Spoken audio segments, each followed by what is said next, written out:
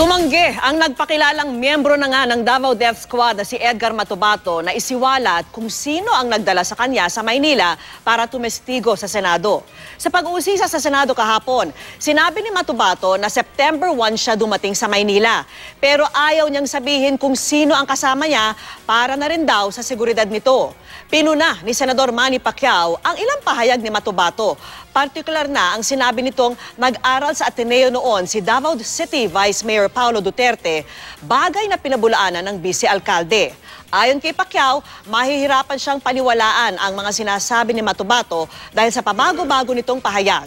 Sabi ni Senador Antonio Trillanes, posibleng naguguluhan si Matubato dahil iba ang nakasanayan niyang lengguwahe. Paano mo mapaniwala ang buong Senate at buong sambayan ng Pilipino sa testimony mo na pabago-bago man yung statement mo, yung salita mo?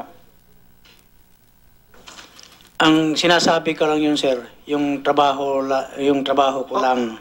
Yung... Hindi nga, kaya nga. Kung alam na alam mo yung trabaho mo, hindi siguro pabago-bago ang statement mo.